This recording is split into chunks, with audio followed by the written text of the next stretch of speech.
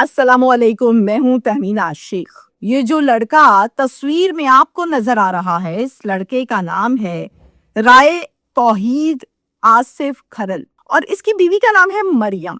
रमजान का आखिरी अशरा चल रहा है और इफ्तार का सिलसिला लगातार जारी है। कहीं पर दावत दी जा रही है और कहीं पर दावत ली जा रही है। इसकी जो बीवी है मरियम, वो एक शूटर को इतला ये देती है कि मेरा शौहर फलानी जगह पर इफ्तार के लिए जा रहा है, आज इसका काम खत्म करो, तमाम करो इसको। शूटर कहते हैं आज मेरा साथी है नहीं, वो कहीं गया हुआ है, तो आज नहीं हो सकेगा, फिर 1-2 दिन के बाद कोई मौका बनाते हैं, जैसे ही कहीं जाए आपने मुझे बताना है, मैं काम कर दूंगा अपने साथी को साथ मिला के। 5 दिन के बाद 15वें रोज से राय तौहीद ये जनाब इफ्तार करने फिर से जा रहा होता है अपने कुछ दोस्तों के पास। मरियम कॉल करती है शूटर को, इतला दे देती है। अब ये क्या करता है, ये फौरन से जो बताई जाती है जगह, मुखबरी इतलात इंफॉर्मेशन के मुताबिक उस जगह पहुंच जाता है और वहां जाकर मौके की तलाश में होता है कि मुझे सही एग्जैक्टली मौका मिले, निशाना मैं करूं और खत्म करूं काम। लेकिन इसको मौका मिलता नहीं है, रश बहुत ज्यादा था। वो कॉल करता है मरियम को और कॉल करके कहता है कि आज माजरत चाहता हूँ, काम नहीं हो सका, एक मौका और दें, काम हो जाएगा। मैंने तो कोशिश की थी, गया भी था, लेकिन मुझे सही कोई अपने हिसाब से चांस नहीं मिला, निशाना हालात नहीं मिले, उस तरह के रश था। मरियम तप गई। मरियम कहती अच्छा तुम शूटर कहाँ के हो, तुम मर्द ही नहीं हो, तुमसे काम होता ही कोई नहीं है, मैं किसी और से करवाऊंगी देखकर, तुम नहीं तो कोई और सही, कई लोग ये काम करते हैं। अब ये तप गई। वो आगे से क्या कहता है, वो कहता है किसी और से आपने बात बिल्कुल नहीं करनी, मैं ही करके दूंगा, एक मौका दे दें मुझे, ये आखिरी मौका होगा। कहती चलो ठीक है, ओके डन। फोन बंद हो गया। अब राय तौहीद शरीफ आदमी ये नहीं जानता था कि मेरे पीछे घर बैठी औरत जिसको वो अपना सगा मानता था, वो सगी नहीं थी, वो तो खून की प्यासी थी, तौबा इस्तगफार, जिसको रमजान का ख्याल नहीं, जिसको शोहर की इज्जत का ख्याल नहीं, जिसको अपनी इज्जत का ख्याल नहीं है। खैर 19वें रोजे फिर से ये जा रहा होता है इफ्तार पे। बीवी फिर से मुखबरी करती है और ये शख्स शूटर जाता है इफ्तार पे, जहां इसने जाना होता है वहां भी पहुंचा नहीं है, रास्ते में है। रास्ते में इसको सर में मारी, फरार हो गया। मरियम को कॉल की और इतला दी के काम डन हो गया आपका। ये सारा वकूआ है और मेरे पास अच्छी खबर ये है कि मरियम गिरफ्तार कर ली गई है, शूटर गिरफ्तार कर लिया गया है।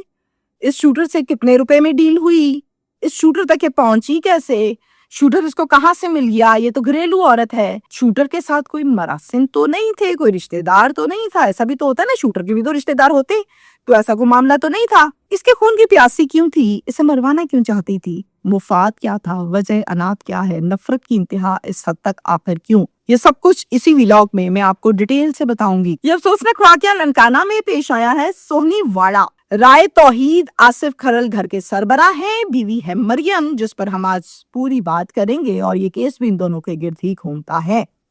ये दोनों 3 बच्चों के माँ बाप हैं, शादी को 5 साल हो गए, एक बेटा है जिसकी उम्र भी सिर्फ 1 साल है, इसके अलावा 2 बेटियां हैं, एक बेटी 3 साल की और एक बेटी 2 साल की। अब जो मरियम है, इसके महके वाले अम्मी का घर इसका है वार बटन में, जो कि ननकाना में है। अब लड़कियां मैके जाती हैं, वहां कुछ कुछ दिन रहती हैं, ईद शबरात आती है और ये हर घर में हर शादीशुदा लड़की के साथ होता है। मरियम का एक भाई है, उस भाई का नाम है मीसम और मीसम का आगे से एक बड़ा बेस्ट फ्रेंड है, उस बेस्ट फ्रेंड का नाम है राना कामरान। राना कामरान के घर में मीसम जाता है और मीसम के घर पे राना कामरान आता है। सब एक दूसरे को जानते हैं और मेल मिलाप इनका अच्छा खासा है आपस में। इवन देन मरियम जब भी अपने मैके जाती थी अपने माँ बाप को मिलने, भाई को मिलने, तो वहां पर मीसम तो होता था सका भाई, लेकिन राना कामरान भी आता जाता था, बैठता था, गप्पे शप्पे मारता था और उनका माहौल था ये, वो इस चीज को बुरा नहीं मानते थे, वो कहते थे नहीं ये फैमिली मेंबर है हमारा। अब जब ये मामलात होते थे तो फिर क्या होता था, फिर सबसे तो बात होती थी, साथ में मरियम से भी बात होती थी, लेकिन मरियम से जो गुफ्तगू थी, जो ताल्लुक था, वो सब जैसा नहीं था, वो जरा स्पेशल बन गया था और ये ताल्लुक इनका नाजायज बन गया। 8 महीने तक ताल्लुक रहा। जब भी इसने मैके जाना तो मैके में बहन भाई प्रायोरिटी नहीं थे, अब प्रायोरिटी राना कामरान था, मुलाकातें थी, तौबा इस्तगफार। ये सिलसिला चलता रहा, किसी को कानो कान खबर तक ना हुई कि क्या गुल खिलाती फिर रही है मरियम, ना भाइयों को, ना शौहर को, ना ससुराल को। अब राना कामरान एक वेला निकम्मा आवारा लड़का था, जो बालों को जेल शेल लगा के कंघी शंगी करके मूछों को खूब ताव दे के कॉटन के सूट पहन के 125 पर सिर्फ घूमता था और शिकारी था, शिकार करता था लड़कियों का। मैं इसे शिकारी कहूंगी। मरियम और राना कामरान का ताल्लुक जो 8 माह का है, और ये ताल्लुक परवान भी चढ़ा, बढ़ता गया, जीने मरने की कस्में भी शुरू हो गई, निकाह भी शुरू हो गए। अब निकाह करना है, मुझे नहीं समझ आती है कि 3-3 4-4 बच्चे और शौहर, और फिर बातें क्या हो रही, शादी करते हैं बंदा।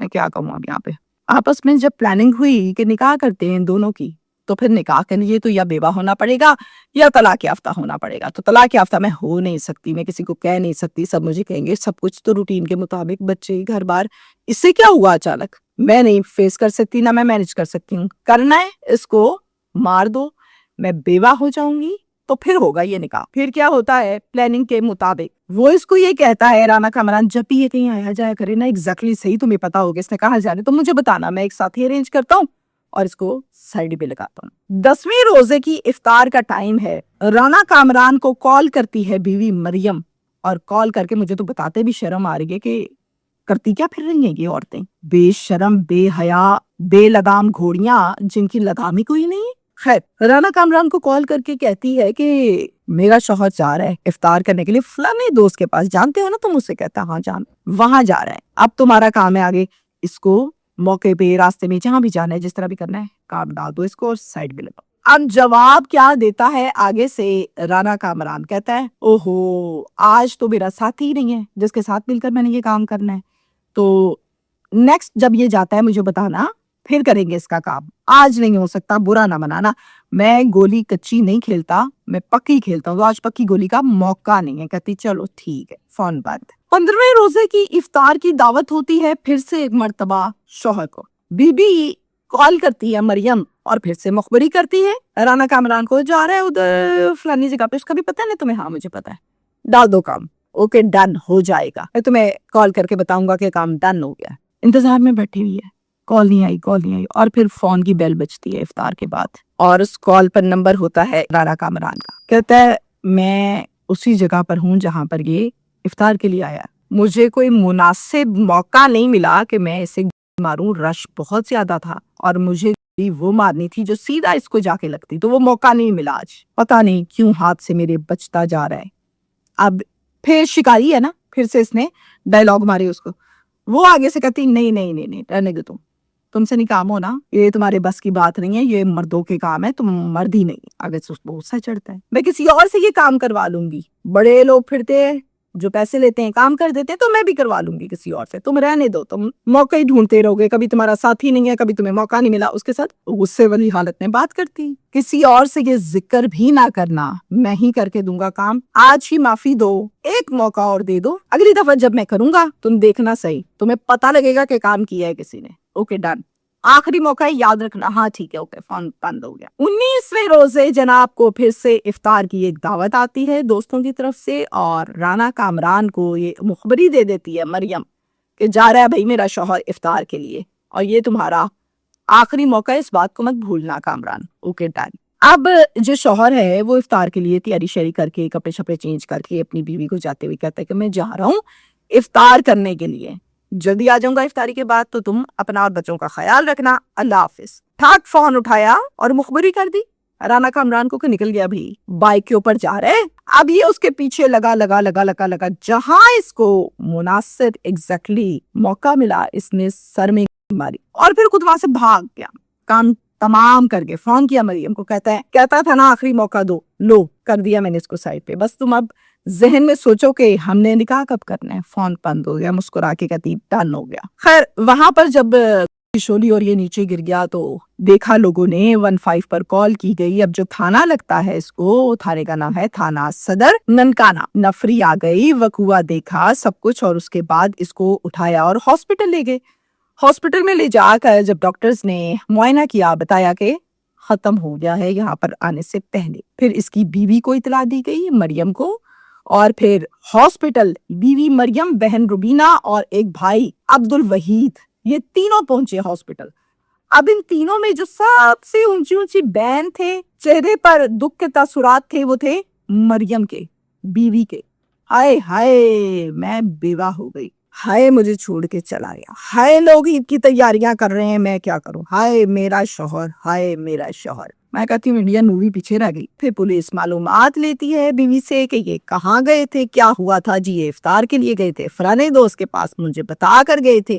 اوکے ڈن، پہلے بھی جاتے ہیں آ بھی جاتے ہیں، ٹھیک ہو گیا۔ کسی کی کوئی دشمنی، کوئی لین دین تھا آپ لوگوں کا؟ نہیں جی، کوئی دشمنی نہیں، کوئی لین دین نہیں ہے، ہمیں تو پتہ ہی نہیں کس نے یہ کام ڈال دیا۔ مقدمہ درج ہو جاتا ہے نامعلوم افراد کے خلاف، جس کا مدعی بنتا ہے سگا بھائی رائے عبدالوحید۔ پولیس سارے فیملی ممبرز کے، خصوصی طور پہ بیوی کو تو اس کے رونے دھونے پہ ایکٹنگ پہ شک تھا ہی۔ موبائل لیتی ہے، موبائل لیا، لاسٹ کال تھی اسی بندے کی، رانا کامران کی۔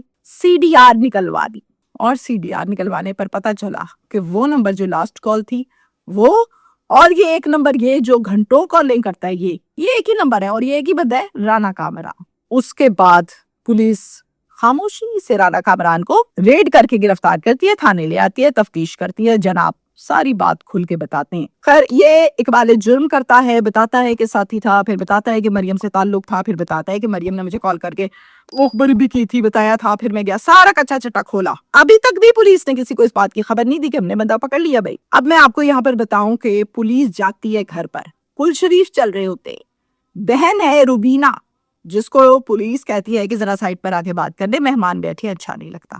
بیٹھک میں روبینہ کے ساتھ پولیس بیٹھتی ہے۔ اب روبینہ کو پولیس بتاتی ہے کہ آپ کی جو بھابی ہے اس کے رانا کامران سے تعلق ہے، لاسٹ کال ہے اس کی، اس نے کیا ہے، اس کو ہم نے پکڑ لیا ہے، بٹھایا ہوا ہے، گرفتار کر لیا ہے، اور آپ یہ بتائیں کہ ابھی آپ لوگوں کے کل شریف ہے، مہمان نوازی چل رہی ہے، اس کو ابھی ہم پکڑ لیں یا مہمان چلے جائیں پھر پکڑیں گے؟ روبینہ کہتی ہے اس عورت کو ابھی ہتھکڑی لگائیں اور لے جائیں، اس کو ہمارے گھر سے گرفتار کر لیں، اس کو اس قابل نہیں ہے، اس کو گھر پہ رکھا جائے۔ کہتے تھی ہو گیا۔ اس کے بعد پولیس اس کو وہیں سے گرفتار کر لیتی ہے اور تھانے لے جاتی۔ اب یہ ادھر بھی رو رہی ہے، ڈرامہ پورا میں مانوں، ہائے میرا شوہر مر گیا، مجھے پکڑ لیا، ہائے مجھ پہ جھوٹے الزام لگا دیے، ہائے کسی نے کیا کر دیا، ہائے نظر لگ گئی، دو ڈرامہ کیا اس نے، لے گئی۔ جا کے جب اس سے تفتیش کی تو وہی سب کچھ جو بتایا رانا کامران نے۔ میرا وہ سوال، وہ پوائنٹ جو میں نے آپ سے کہا کہ رانا کامران تک پہنچی کیسے بھائی، تو گھریلو عورت ہے، تو کیسے پہنچ گئی شوٹر تک؟ وہ اس طرح کیونکہ رانا کامران صرف بالوں کو جیل لگا کے، مونچھوں کو تاؤ دے کے، کاٹن کے سوٹ پہن کے